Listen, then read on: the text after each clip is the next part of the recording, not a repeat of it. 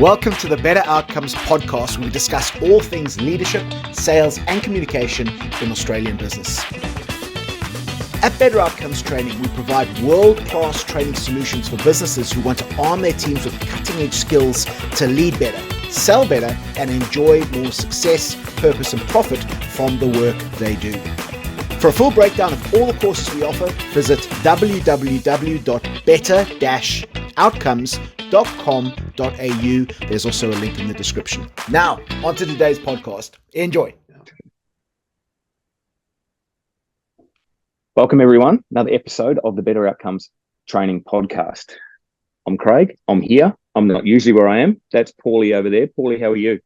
I'm very well, mate. Very well. But we are itching to hear about you and where you're on location, because, mate, that looks like a very tropical place compared to sort of the inner west of Melbourne, let's just say.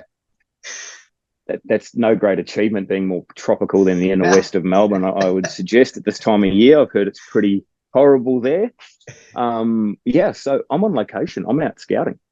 No, I'm not. I'm not a roving reporter. I am on holiday with my lovely wife. In the background here is the north coast of Bali, a place called Amrita Salt Farms, where they make salt. The dudes are out working behind me, which is something hard for me to do, watch people work. Yeah. But, it's something that I can do, learn to do. We're having a ball here.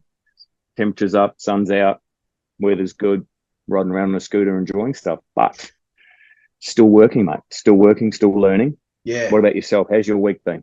Yeah, good, mate. Good. It was a good week last week. I'm unfortunate enough to do work that the most weeks are good weeks.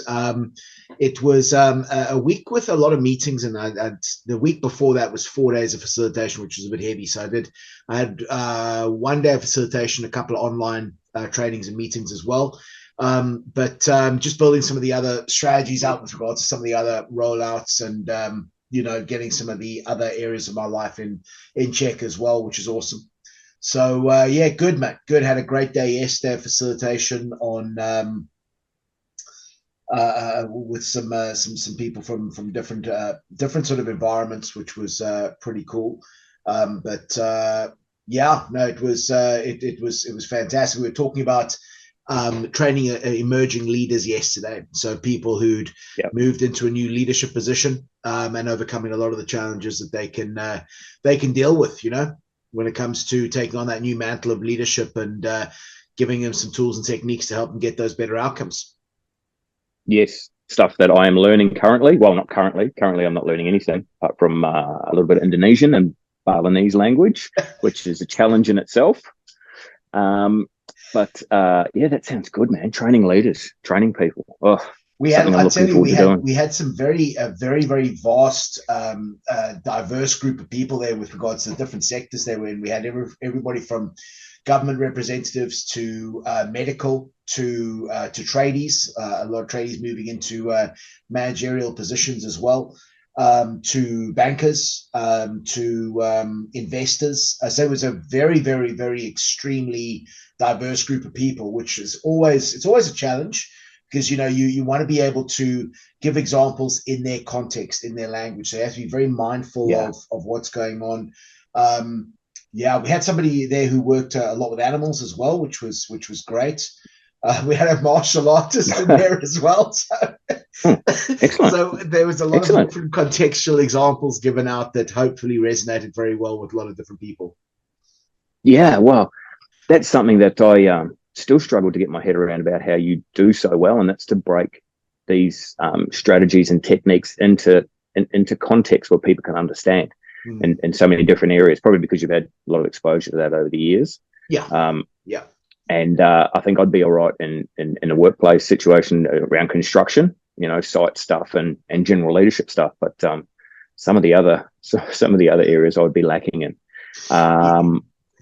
But here's another point, Cuz. Here's another point I think that really helps me with this is whenever I'm doing reading and learning, which, you and I do a lot of as far as this professional development goes, I read a lot outside of my industry. And when Miyamoto Musashi, who once said, who achieved mastery in swordsmanship, calligraphy, and tea making, three very extremely different scenarios. He said, when you see the way in one thing, you see the way in everything. And if I'm reading books about somebody like, is it Cesar Millan, who trains dogs, how he's training and he's Okay. achieving mastery with understanding dogs. There's essence in that then becomes true in in training people as well, and everything that is, I think there's, once you understand sort of contextual examples or experiences that people who are at the top of their field have had, there can be a lot of differentiators, but there can be a lot of similarities as well. And I think that's something that really helps me a lot. And that's why I always try and read way outside of my particular niche area, because it gives you a lot rounder context. But also then I think it's an obligation of any facilitator to be able to relay the learning in a way that really resonates with the target audience. So yeah, that's something that I really try to focus on. Yeah, you do. And I think we talked about this in an earlier episode when we were talking about leadership and how some of the best leaders and coaches actually go outside their industry to find other sources of inspiration, and how other, like in sports teams, for example. I think I talked about how Craig Bellamy went from, because he's a Melbourne Storm rugby league coach, something best in the game, and he went outside and got joined up with the All Blacks from the union side of things, rugby union side of things, but also then brought in wrestling coaches to help, chase those 1%ers. So thinking outside your industry and outside your little area of expertise really does give a more rounded view of the world. Yeah, absolutely. And I think I made mention of this on that same previous podcast, which was one of the aspects a lot of my clients focus on, particularly within the mini MBA, is something called the blue ocean strategy, which is where you start forming a new consumer base. So somebody who's already consuming something, you're going to give them a new offering, which is something that is going to be able to remove yourself from the competition to some degree. And a lot of the time, there's one of the aspects you have to do of that strategy is to go out and create something new. And I think there's huge inspiration that can be sought outside of your industry, because people think in silos. We tend to become very blinkered. We see what our competitors are doing, we start doing that as well. When you look outside your industry, then very often you can find what they've done in a different industry, but then particularly you can apply it to what you're doing as well, which is awesome. Exactly. Yes, all good things to think about. We might have to do a bit more on that. We might have to try and dedicate an episode to that subject and thinking around that. But before we get too sidetracked, I better introduce what we're talking about today, and that is trust in the workplace, which is really quite a big issue when you start to think about it and dig into it, because it stems from a couple of sources. One of them being poor communication, which we've spoken about before, but it can cause an effect, or the benefits of trust, lack of trust, or earning someone's trust are really quite deep.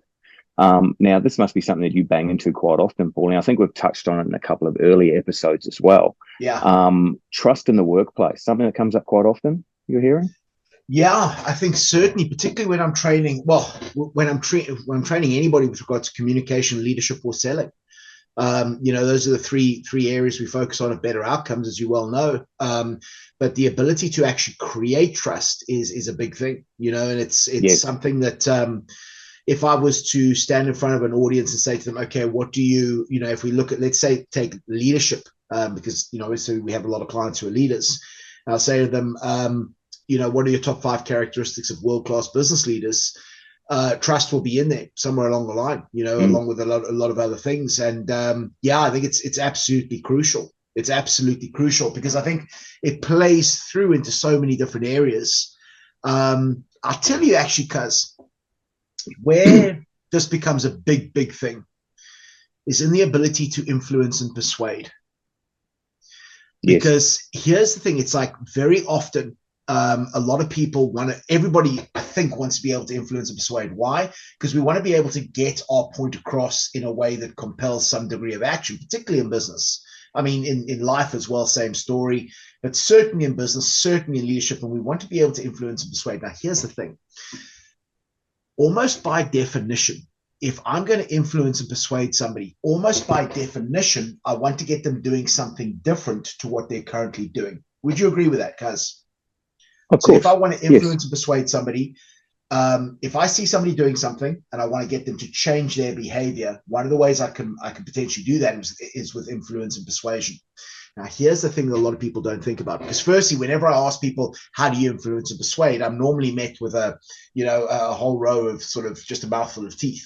It's like people they don't know how to break down influence and persuasion. They might cite Cialdini and his 7 pillars of influence and persuasion, but a lot of people don't know actually how to apply that, which is an area that we break down and obviously go into in a lot of detail. But here's the thing. If you are trying to get me to do something different, okay, let's say you want me to, you're my boss and you want me to work on, I'm currently working on one particular project, but you want me to come and work on another project. You're almost asking me to work to take a new step in a new direction. Now, here's the thing a lot of people don't realize is as soon as you're trying to get me to change my behavior, there's going to be some degree of perceived risk in my mind. Okay. Now, what do I mean by this? If you're saying to me, Paul, listen, you need to start coming and working on my project now, other than the project I'm working on, the perceived risk that might be in my mind is maybe I've already got too much work. So that might be perceived risk. I'm taking on more than I can handle. Secondly, my thought process might be, and this different circumstances might be, well, what if I join your project? If it's a new project, it's a new project we're working on, it's got no prior proof of concept. What if it fails? What's that going to mean to me and my profile and how I stand and how people perceive me as well?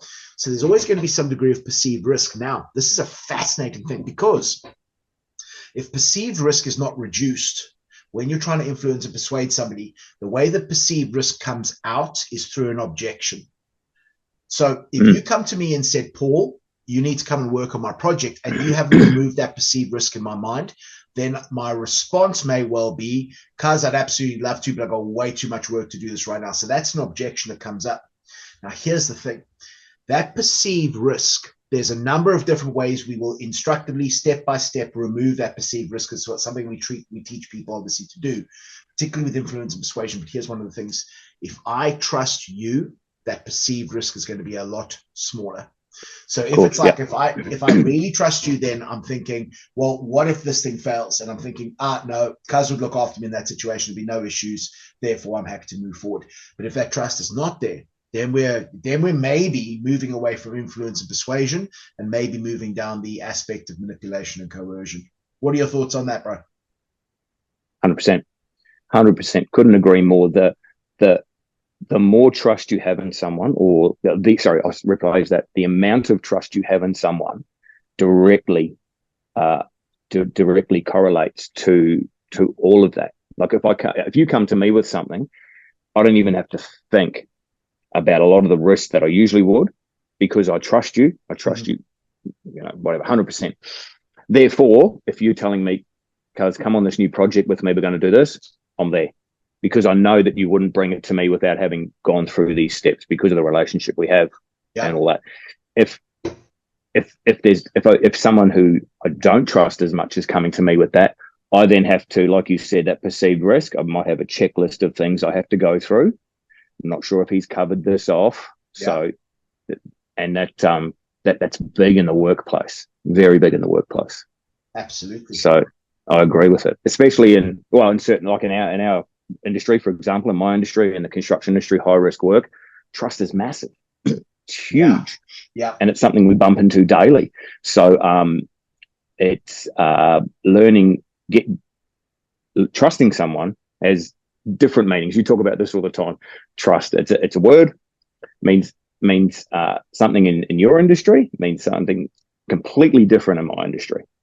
So I'm trusting people with my life. Yeah. When I go to work every day, you know what I mean? Other people are trusting that someone will get them the right coffee. So there's quite a broad spectrum there. There's levels to this game, yeah? Exactly. And also, I'm not the one to trust with your coffee order, people, because I'll just bring back a long black, and you can add whatever frilly bits you want to it. That's what you get from me, full stop. We are but simple men, my friend. We are but simple men. Yeah, I'm just chasing the caffeine, mate. I'm not after anything else. So, trust, it's huge. And when, like you've just done, you've started boiling down onto it, and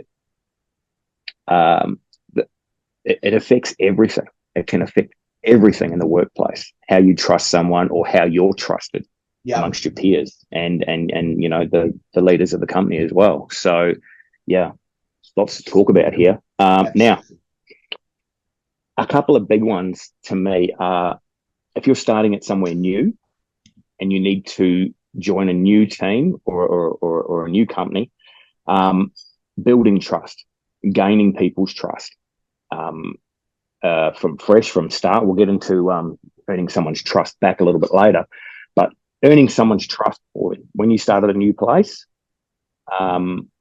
What I would suggest that maybe you've obviously gone through some interviews and you've met some of the leadership, and they would see something in you that they would suggest that you would fit into that workplace. So you'd have some level of trust. Is that something that you've had to do? You've had to build on getting into a new place, or you teach people entering into a new area of employment? It's, to be honest with you, it's in any time that I've moved back into some degree of new role, I don't think that creating trust has been a thought process I've gone through, if I'm brutally honest. I think that because I think that trust is more important when there's some degree of perceived risk. Now, any time that I've taken on a new role, there hasn't been a huge amount of perceived risk when I start. Why? Because I don't know these people. And I'll go back to when I first arrived in Australia, and it took me 18 months to get any degree of work. And I mean, you know, we have a mutual friend, MP. Shout out to MP if she's listening in here.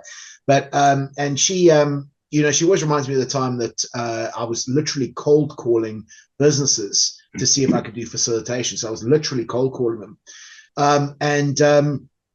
You know, the reason I say that is that I got a job, you know, doing facilitation. I had the online businesses and everything like that, and some of the consulting I was doing as well.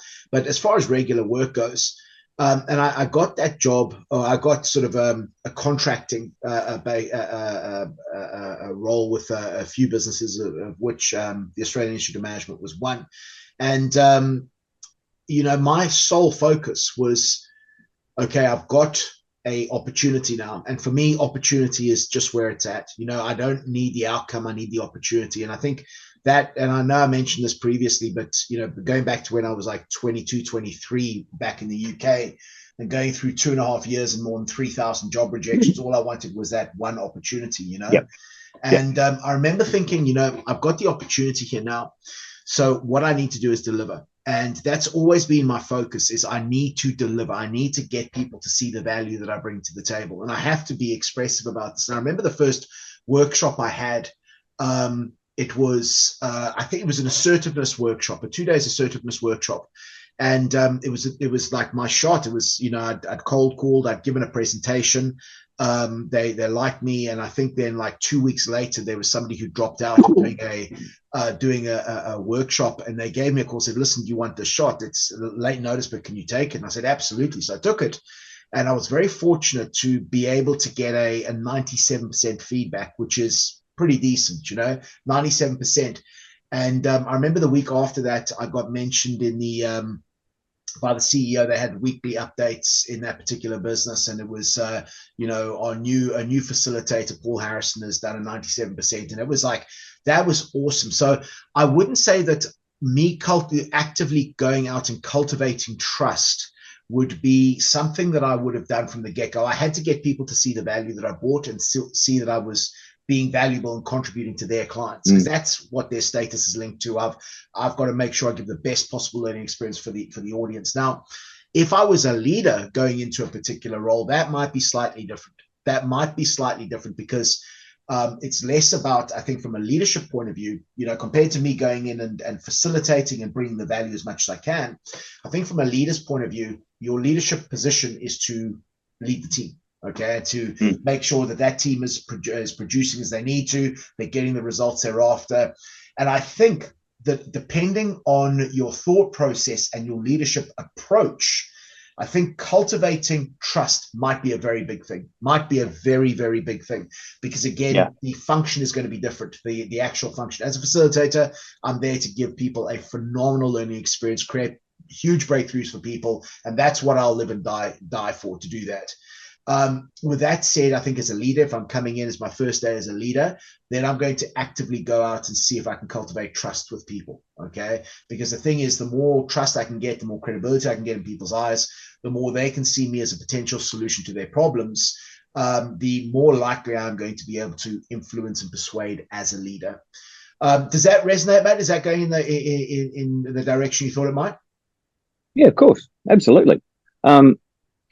You're right. It all stems from, for me especially, it all stems from how you communicate right at the start and how you start to build relationships, which goes back to all the basic stuff we talk about, all the fundamentals, the value you bring to the table, how you communicate with your peers, how you show your willingness to be part of a team, and lots of the stuff we've talked about there, especially when in my industry, especially we and in my current employer, it's a small crew, small tight crew. We do high risk stuff. There's a lot going on. Bringing new people in is always a stressful time because we need them up to speed as quick as possible, and we need to be able to find out how much we can trust that person and where they're at. Like, your skills get pretty exposed on a job site. I remember I've told guys for years, and when they show up to get a job and they give me their resume, it's like, well, I can tell by Smoko if you can use a power saw or not. You can. It's not something you rely on. I rely on physical hard skills that I can see, and I can judge for myself. Once you get experienced in whatever industry you're in, you can start to see, like you've said before, you can start to see patterns in people. Yeah, and you can see key indicators on whether or not this person is someone to be, you can push the boat out a little bit and start to trust them more, or you're going to have to keep an eye on them. So, when new people start, it's and trying to integrate them into a team, especially a small team, and the unknown, getting to know them first, I think, communicating, getting to know them, seeing where they are, and then building the trust from there is the way I've always gone about it. Because if I'm to put you on the spot now, because again, we're all about not just the what to do being creating trust, but the how to do it. If I said to you, in your experience, what would be step-by-step procedures to actually go out in your experience and be able to create trust? How would you actually do that? Because as we say, and you and I have said this before, the what to do, the what to do with regards to what you need to do, you need to go out and build trust.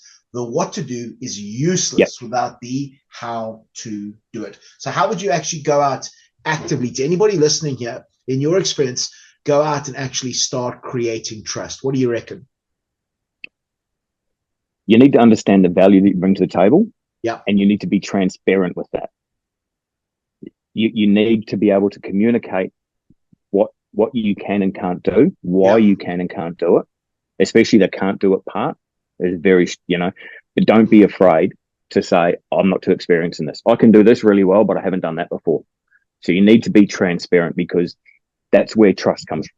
If someone comes up to me and I can tell straight away, you asked me to do this, but I can't do this section of it because we haven't done it before, I know they're being transparent with me. Yeah.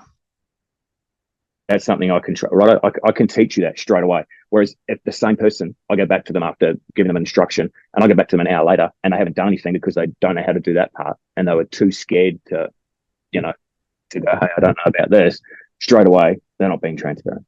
Yeah. Therefore, I can't trust this person. Next time I've got to make sure I might have to stand there and watch them a bit more, or, things like that. So I think being transparent straight up, and that's in any industry, that's with whatever it is. We all got bigger levels of experience in different areas. So making sure that, especially if you're new to a team or new to working with someone, making sure they know where you stand and where you are on that playing field is very important. I think one of the biggest factors for me. Fantastic. Yeah. And off the back of that, communication. You got to be able to talk. You got to be able to let people know when you're uncomfortable or when you're happy with something, or you know, when you're not sure about exactly where we're going. Yeah. Can you explain it again, or what about this way? What about doing it that way? All the good communication skills that we talk about. And what do you think stops people, in your experience, from communicating like that? From being able to say they're being okay with not knowing, that type of thing. What stops people from doing that? It's a question I've asked myself for years and years. Maybe it's the fear of making a mistake. Maybe it's the fear of, being seen as a failure or someone you can't trust. Mm-hmm. Which to me is kind of counterintuitive. Every time I make a mistake, which, let's be honest, it's a daily occurrence around here. There's all sorts of things I've stuffed up, but you learn from those. I'm a firm believer, and you learn more from your mistakes than you do from your successes. So learning from your mistakes and putting your hand up when you've made a mistake, like that was me.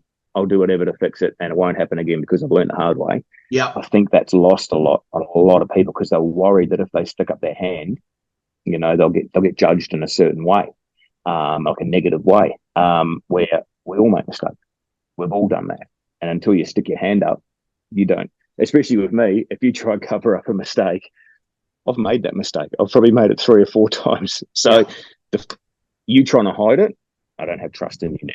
If you stick up your hand and go, "Hey, Cuzzy, I'll stuff this up," I'll go, "Bro, you've got to stuff it up 3 or 4 more times before you catch up to me, and we're on the same page." Yeah. So that's important to me. Maybe that's got something to do with it. So, Cuz, here's a question now, and I know I'm putting you on the spot, mate. But again, a lot of our listeners now, they're going to be in this situation, and they're thinking, "Yep, I could see how that could be an issue." From a leadership point of view, what could you do or say to make it more okay for people to be okay with not knowing the answer? What could you do? What type of environment? I'm in the leader position. How could you create that environment where people are fine with saying, "Listen, I don't know this"? It's got to be. If you can't ask questions, learning's over. So you have to create the environment in your team where questions can be asked. Okay. You can go over again. There can't be. One of your famous lines is, "I have more patience than you have questions." So when you're leading a team, you have to be open to that. You have to understand that not everyone learns at the same speed. Not everyone works at the same speed or the same type. So making sure that you're on the same playing field with everyone at the same time and getting them all together. Very hard to do. I'm back. Sorry about that. Not sure what's happening here. Not Bali's fault, it's my fault again. And put your hand up when you make a mistake. That's me. Yeah. Learn from your experience. Creating trust in the workplace. If you're a leader, you have to make sure that it's a learning environment, it's a growth mentality, and your team is happy to and confident they can come to you with questions, with ideas, with different directions, with changes to the plan, because they've got that trust in you. Everything's going to work better. Yeah. Yeah, absolutely. Does that make sense? Yeah, perfect. It's good. And all the results of that, collaboration is a big one. If your team doesn't trust, your team members don't trust each other, your performance is going to be worse. Yeah, you're not going to collaborate as much. It's going to cost time, money. It's going to be stressful. You're going to end up with a toxic environment. Everything goes downhill. Employees satisfaction, client satisfaction, overall performance, it all goes downhill. So having a trusting environment is something that the benefits are massive. And when you've got lack of trust in a team, very detrimental. Very detrimental. Absolutely. How about this for a thought process? Again, with regards to creating an environment where people are happy to say that they don't know, they're okay with not knowing. This was something I saw a hell of a lot during COVID, and it was fascinating. Yes. COVID was a rough go for everybody, but the aspect of being able to watch and see reactions and learn from that and see patterns and see where established leadership, world-class leadership, had to start improving their communications was absolutely mind-blowing.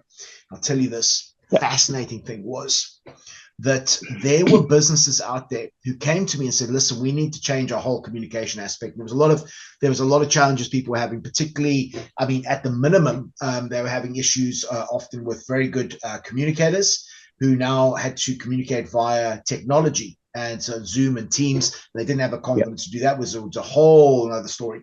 But here was the other thing.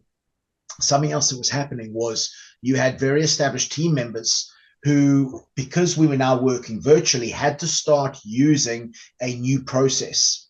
So if we're all in the office, we've got a particular process of doing things. We do A, B, and C. Now we're working virtually. We don't do A, B, and C anymore. We have to do X, Y, and Z. So there's whole processes that change. Now, here was a fascinating thing. You had very, very, very successful team members who worked well together and worked well with the leadership. But what was happening was, because there was new processes and systems in place, people were messing up on the new processes and systems. And these problems, they weren't being flagged early on because people didn't want to be seen as if they didn't know what they were doing. So the interesting thing is you've got established teams, they're good at what they do, they're good in their role, but now they're using a new approach, because obviously the context has shifted, which is we're all working virtually now, not face to face anymore. And here was the thing. You had people who thought they knew what they were doing, were maybe 80% sure they knew what they were doing. They were just giving it a go. There's something to be said for just giving it a go, give it a red hot crack. That type of situation is awesome. But the fact of the matter is if you don't know what you're doing and you're taking an approach, and very often you can have bigger ramifications later on. So there was aspects, they were taking actions, they weren't reporting things in a certain way. There was issues with compliance that were starting to come up, and these problems were getting bigger and bigger and bigger before management was becoming aware of them, because they kind of would be swept under the carpet, not intentionally, but it was just like, should we write that type of thing? So what we had to do was we had to communicate this change in a way that made it normal and expectant that leadership was going to hear from the team. And what I mean by that was, instead of saying, listen, folks, if there's any problems, please come to me, which I'm sure all leadership would say, they would make a big song and dance with regards to, folks, listen, very clearly now, okay, very clearly, we are obviously in COVID now, we're working in isolation. Because of that, we have a brand new system and procedure we have to utilize. Now, this is a brand new system. I know you've been working with it for 8, 10, 12, 20 years, whatever it is. But this is a brand new system. We'll provide training on for you so you can get a full flow of exactly what to do. But here's the thing. I'm expecting, as your leader, I'm expecting you to come to me with issues, okay, or with particular challenges. If you are anything less than 100% confident in what you're doing, please reach out to me, because I expect there to be problems, because it's a brand new procedure. So what we did was we got leadership to heavily load that front end pre-frame of, listen, folks, I expect there to be issues. This is perfectly normal. Why? Because we've had a big dynamic shift. Firstly, we're working in isolation, which means you can't just lean over to your mate next to you and ask for help. That's the first thing. Secondly, we've got a brand new system procedure. So as your leader, I'm expecting there to be issues. If you are anything less than 100% clear on what we're saying, please, please, please come to me, because if you don't, and then there's a mistake, it's going to have bigger ramifications than later. I'm expecting every single one of you to come to me. So that heavy expression up front to make the environment normal of, listen, I need to reach out with this help, was extraordinarily proactive with regards to, creating an environment where people were okay with asking for help, which was quite fascinating to see. It really, really was. It's setting that expectation. Listen, dynamics have changed now. I'm setting the expectation. As a matter of fact, if I don't hear from you, I'm going to be concerned. Okay. And that became very, very a positive way of communicating, to make sure that people were much more inclined to be able to share the aspects with regards to, if they weren't exactly clear on what was going on. Because if we think everybody else has got it sorted out, we're less inclined to put our hand up. I know that people say, oh, well, I wouldn't do that. Well, I hope, in logic and the safety of being in a nice environment, you're quite right, and I hope that's accurate. But we've all been in situations before where we've heard things presented to us or shared with us. We didn't fully understand, but we thought everybody else seems to get it. I'm not going to put my hand up here. Let's talk real talk. That's right. Exactly. And the amount of meetings or or toolbox meetings or whatever you want to call them. You get together and they'll lay out this new structure or procedure or whatever, and they'll go, all right, any questions? And everyone just kind of looks at each other. You can tell no one knows what's going on. Everyone goes, yeah, no, we're good, man. It's a bit like jiu-jitsu. We're being shown a technique. It's like, you got it? Oh, yeah. We'll find out. Oh, yeah, we got it. Any questions? Yeah, no. Then I turn to Paul. You need to see it again. Seth has got this like confused. You can see he's confused. Yeah. It's like, okay, I'll show you again. And the big boys just go back to side control. We're not doing that fly around stuff. What are you talking about, pal? Yeah. And just when you were talking about changing the dynamics of a situation, we, like I've said before, we work as a tight crew, yeah? 4 or 5 of us in a really tight area. We've got cranes, we've got franners, we've got big, heavy stuff going on, trucks backed in, traffic coming past us. And everyone, we're unique in how we work. We're not the only ones, but we're in a little unique area where everyone's watching everyone else's back. And that takes a level of trust to build to. When I first started with the team, I couldn't believe it. I thought that was madness. What are you doing? How does this all work? But now it just becomes second nature. When you get something new, whether it's a person or a procedure introduced, it can really upset that. It can upset that dynamic massively. Yeah. And a perfect example is recently there's been, unfortunately, in the construction industry, there's always injuries and deaths. And over the last couple of years, there's been quite a few with EWPs, which is elevated work platforms, which are scissor lifts or knuckle booms, cherry pickers, if you will. Crush injuries, they seem to be common. So they've put in all these new rules to try and to stop these injuries, which is always a good thing. But the teething process has been hard. And they've introduced new spotters laws. Now, a spotter is, we used to have electrical spotters, who any time you're within a set distance of wires, high voltage wires or power lines, you have to have a spotter to watch your back to make sure that you don't go too close to the wires, to stay within the rules. We are always working around those. Now they've introduced new spotting rules if you read it in the to the letter of the law, it says that every unit of plant, and by plant I don't mean a tree, I mean it's a term used for machinery or a bit of access gear on a construction site, has to have its own spotter.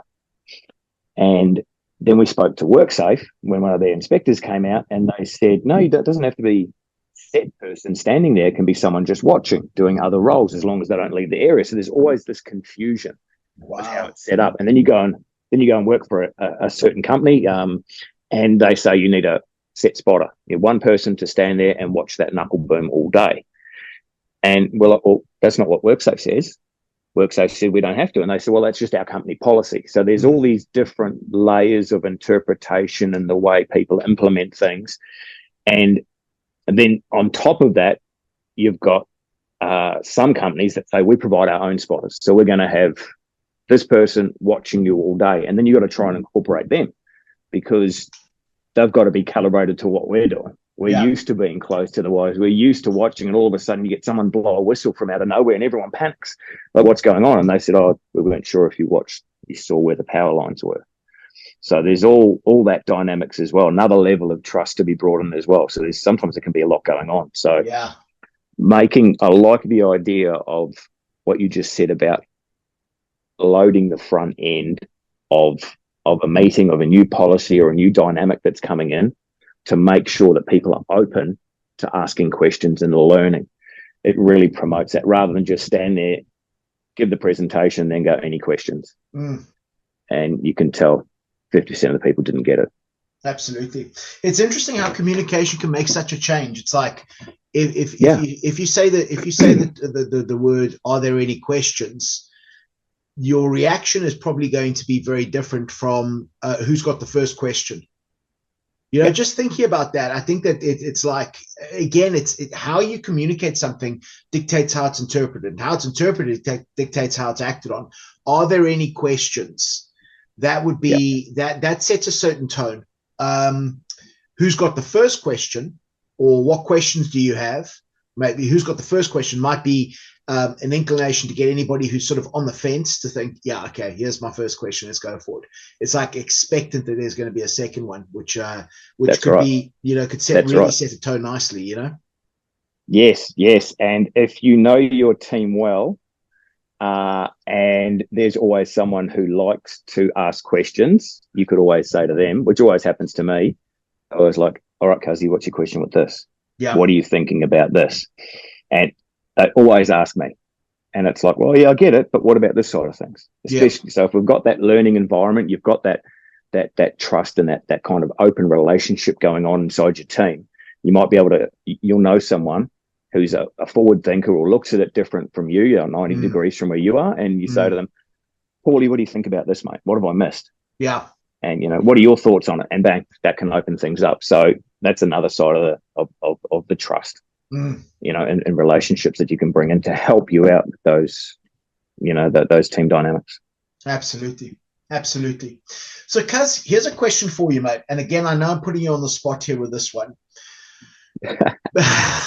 But our clients are all about the what to do's. We get employed to go out there and give people strategies, techniques, and understandings that work, that helps them get those better outcomes, which is something I know we're both deeply proud of, and the work we do. And just getting client feedbacks is just phenomenal.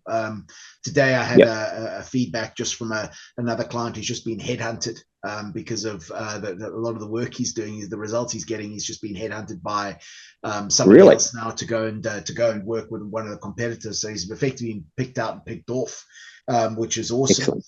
But if we said, okay, how do we go out and cultivate trust? How do we build trust with people? What do you reckon this is? Because I've got some pretty deep thoughts on this, but let's say a scenario now that you and I have never met before, okay? Or, us and anybody who's listening to this call, we have never met before, and we meet at a networking event, okay? So we've never met before, and we meet at a networking event. Potentially we're at a networking event there to be able to find people to do business with. So we meet each other. And if we're going to do business, it's probably going to be helpful that we develop what I'm going to refer to as know, like, and trust. Okay, develop, know, like, and trust. How do we go about cultivating that trust? What do we look at as human beings? What do you reckon we look for in each other to decide whether or not we're going to trust each other? Because again, something I'm always working on with regards to the training is how do we take something that takes a long time to build, like professional self-esteem, instead of it taking 34 years to develop good professional self-esteem in the workplace, how can I get my clients to do it over 6 months? I guess we're always looking to speed up the process to get that outcome as quickly and succinctly as possible. What do you reckon human beings are looking for in each other to decide whether we're going to trust each other or not? Difficult question, and something that even when I asked this of the leadership teams yesterday, they weren't able to give me a definite answer. What are your thoughts on this? As always, with me, if me and you are meeting at a network event for the first time, I am using all my powers of communication to find anything we've got in common, a connection, something that whether it's it doesn't really matter what it is, but it's something that I can build off, whether we like the same song or we're both into rugby or, footy, certain sports team, what industry you're in, what job you have, anything that I can get a connection on where I've got, a little bit of experience in, or I like, to open the door to then finding out a little bit more about you, working out, I guess you'd call it status in terms of morals and beliefs and your values that you hold, and that would shortcut. It would also help gain trust in each other, and it would shortcut a lot of the stuff, especially if we can be seen as mates. If we can have one thing in common, like we both like rugby, it knocks out a lot of the other stuff. All of a sudden we've got a connection around rugby. Therefore, you're kind of the same as me. Yeah. We're off to the races. That's where I would start trying to build trust in someone. So it's a long road. You can't just do it straight away, but that's where it starts. Is that the answer you're looking for around values and beliefs and common connections?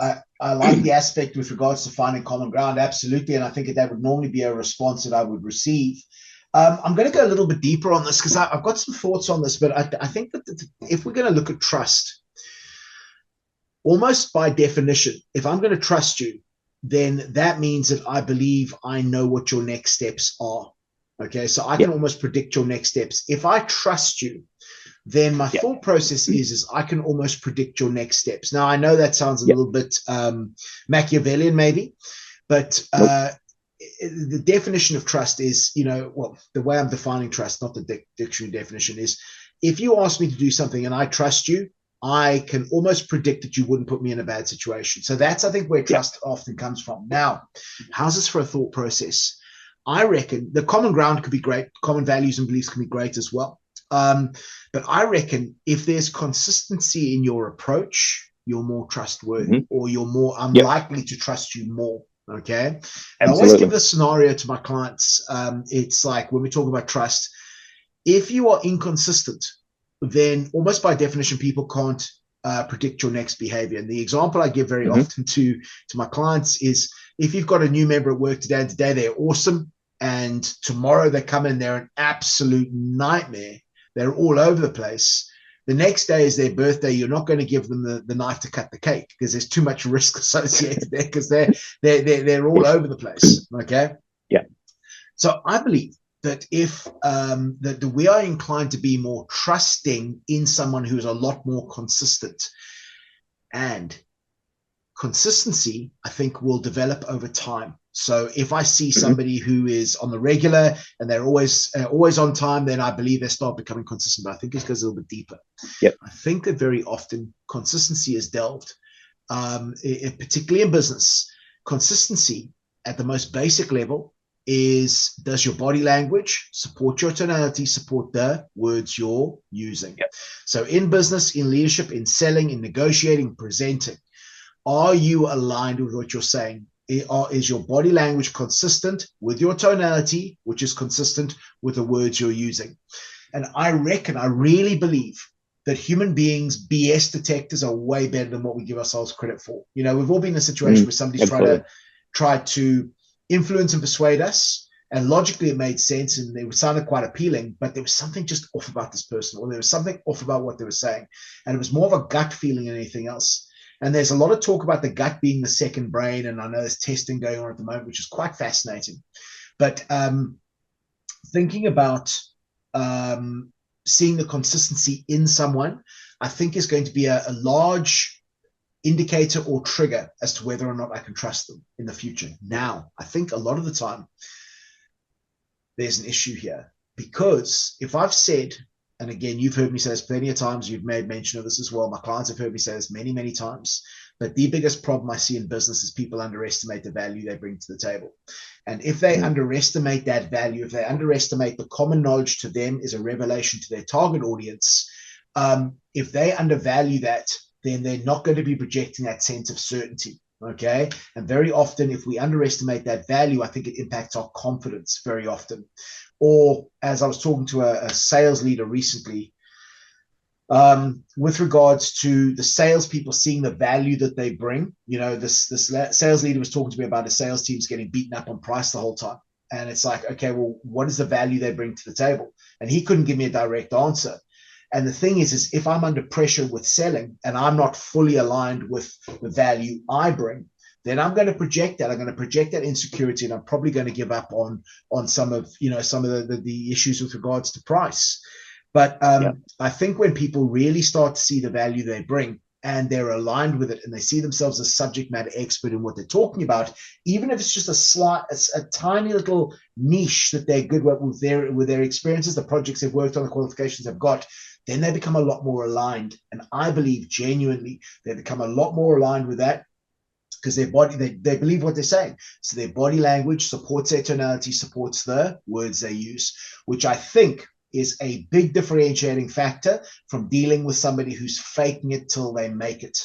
Because I think, and I understand why people say that. I certainly do. And I think also changing habits and forging new habits, I think very often the term fake it till you make it can be used there, because you start acting as if. And I kind of get that as well, but I would way rather have my clients see the value they bring, be fully aligned with that sense of certainty, that good professional self-esteem. And because of that, I believe they become a lot more trustworthy, because they are giving off that sense of certainty. Again, not arrogance, but certainty that comes from it. And the thing is, cuz if we come back to influence and persuasion, and I'm trying to influence you, and you have that perceived risk in your mind, the more aligned I'm going to be, very often you're going to borrow my confidence.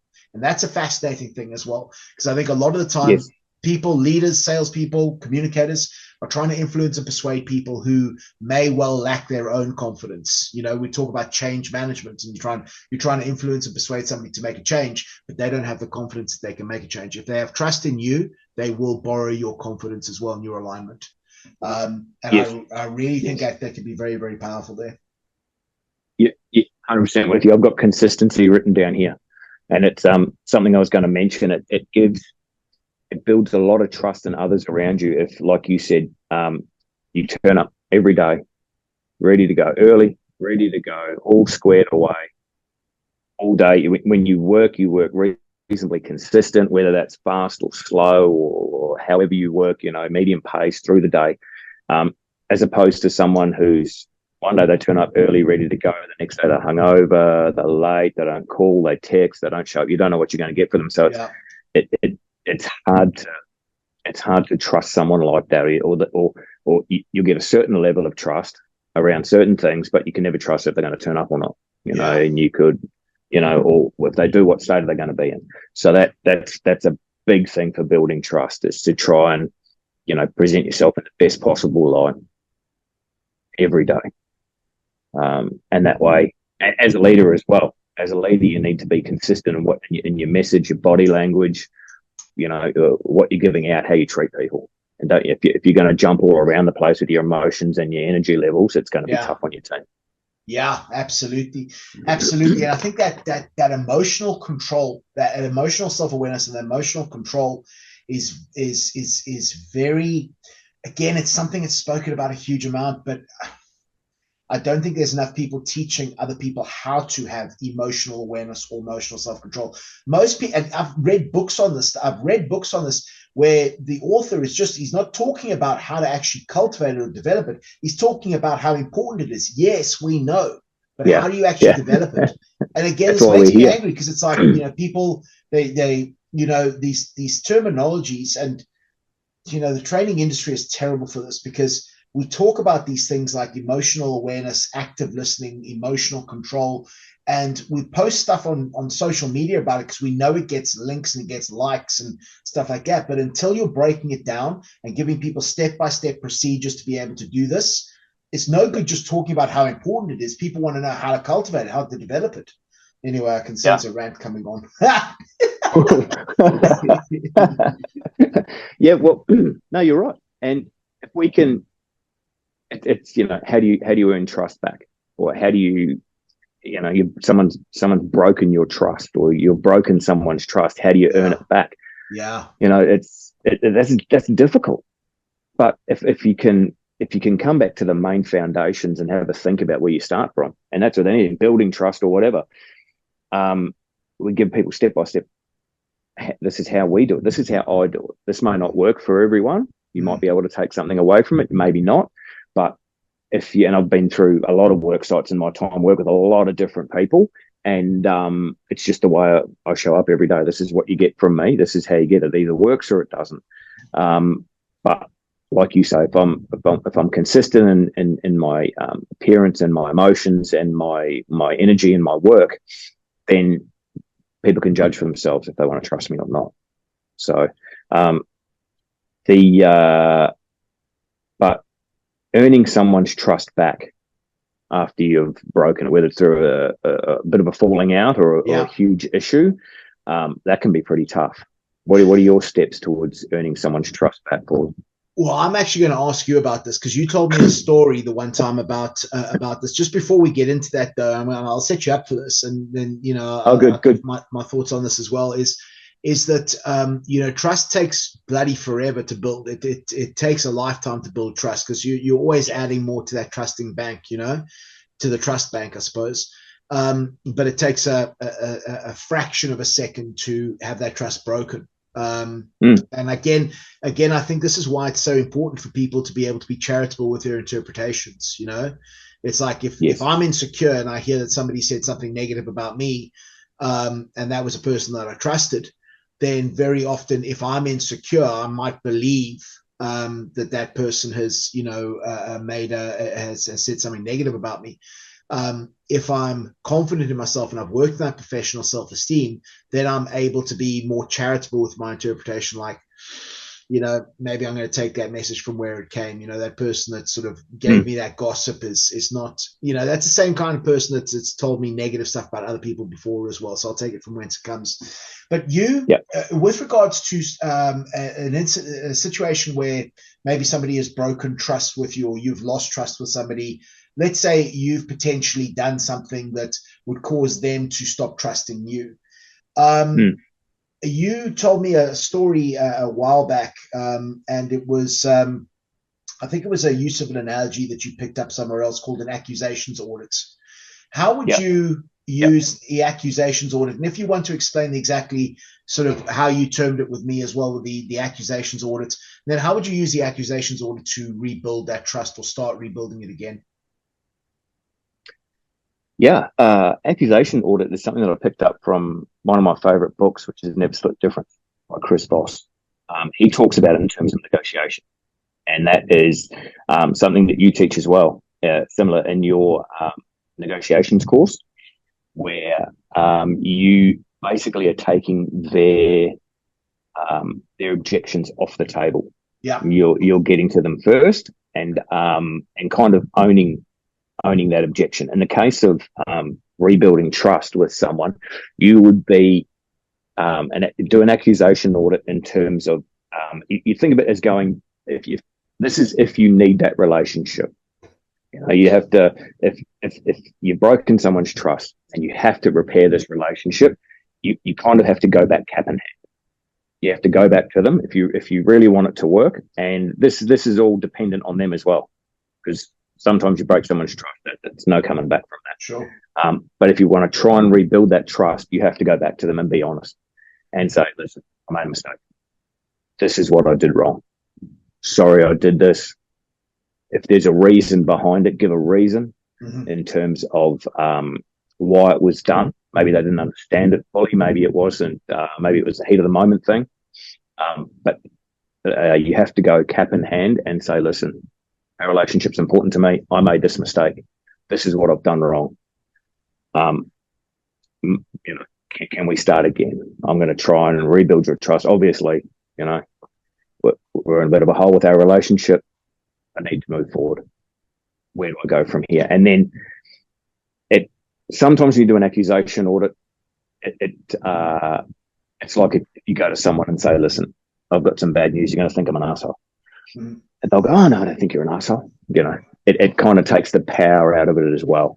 But that's where I would start. Cap in hand, owning the mistake, and starting that, more or less starting the relationship again, starting to build that trust back again. Yeah. Yeah. So from just what I'm hearing there, you know that the person might not trust you because of something that's happened, and you want to address that issue straight up. Yeah. Is that right? Yeah.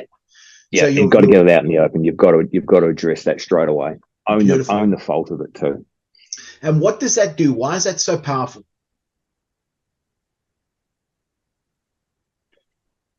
It makes you both aware.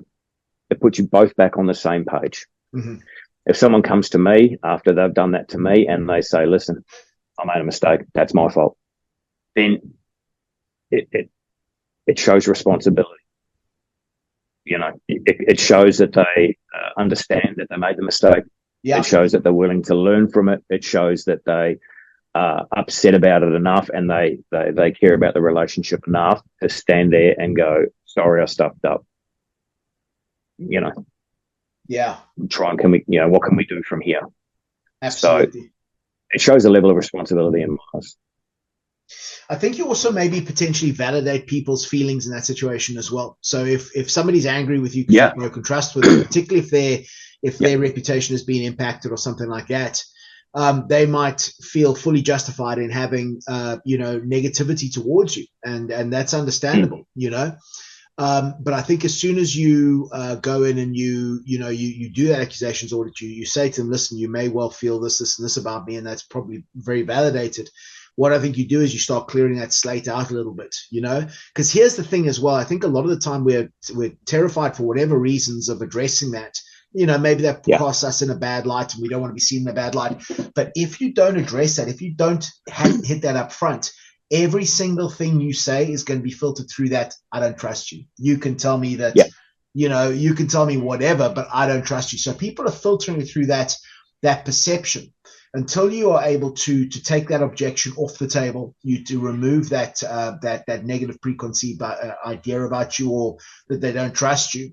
Once you've cleared that out the way, then hopefully what you say is not going to be filtered in a negative light the whole time, which is That's powerful. Right. Yep. And I'll tell you something else, Cuz, as well. I think that there was a saying growing up that the best mates you make are people you go into punch-ups with. Okay, absolutely. And it's like, if you've had a disagreement with somebody in the schoolyard and you end up getting into a punch-up, growing up in South Africa, too, it's like they become your best mate. It's like, because you've gone through that extreme resentment in that moment, and then you've got over it and you become best of mates. And I think that often, if you look at those the relationships that form after extreme experiences, like a huge misunderstanding, the negativity, and then okay, we've rebuilt this. And I think that the difference between the lowest point of that relationship, the highest point, very often can generate a very strong relationship.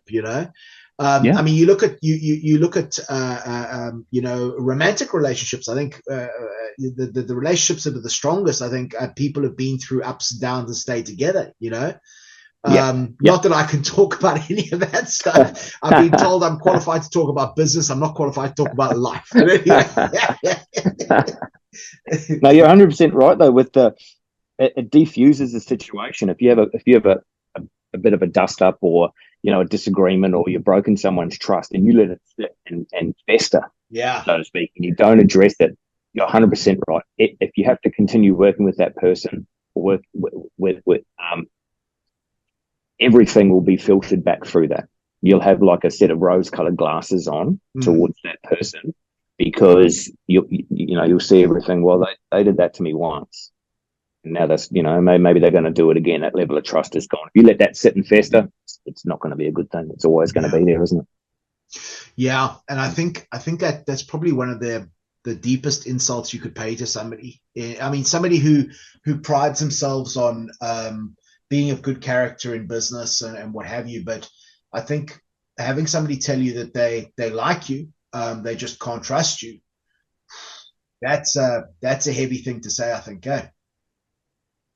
Yeah, exactly. Geez, there's a lot to this one, isn't there, Paulie? Yeah. Well, hopefully people are taking some value from this, man. Yes, I hope so. Unfortunately, that's about all I've got time for this week. 100%, my man. You're on your digital nomad holiday, and it's much appreciated your time. Yeah. Nah, it's good to catch up. I'll tell you what. One thing is this time away has really given my my brain time to think and process a lot of stuff. Yeah.